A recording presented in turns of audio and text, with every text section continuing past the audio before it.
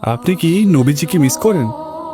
ব্যস্ততার ভিড়ে হয়তো ওভাবে মিস করা হয় না, কিন্তু আপনি অবাক হবেন, নবীজি 1400 বছর আগে আপনার কথা ভেবে কাঁদতেন। হ্যাঁ, সত্যি শুনছেন, আপনার কথা ভেবেই তিনি কাঁদতেন, আপনার ভালোর জন্য, আপনার খুশির জন্য। আপনি কি জানেন আপনার ব্যাপারে সাহাবীদের তিনি কি বলে গেছেন?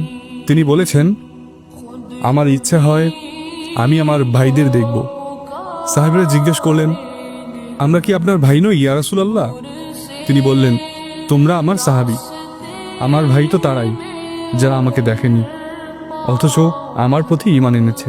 ভাবুন তো, যে মানুষটা আপনাকে নিজের ভাই মনে করতেন, যে মানুষটা আপনাকে ভালোবাসতেন নিজের জীবনের চেয়েও বেশি, প্রতিটি মুহূর্তে আপনার জন্য দোয়া করতেন, আপনার নিরাপত্তা, শান্তি ও সাফল্য কামনা করতেন, আপনি কি কখনো তার জন্য কিছু করেছেন?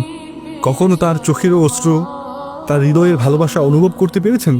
অথচ তার ভালোবাসা এত বিশাল ছিল, এত নিঃস্বার্থপূর্ণ ছিল যে আপনার মুক্তির জন্য তিনি নিজের সব কিছু বিসর্জন দিয়েছিলেন।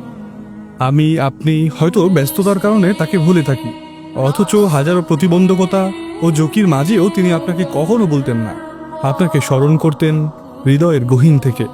আজও যদি আপনি শুধু এক মুহূর্ত থেমে তার কথা মনে করেন, তার ভালোবাসা অনুভব করেন, আপনি পাবেন সেই শান্তি যা পৃথিবীর কোনো কিছুর সঙ্গে তুলনীয় নয়।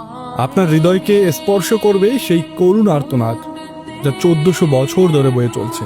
আপনি অনুভব করবেন সেই ভালোবাসা যা কখনো শেষ হয় না।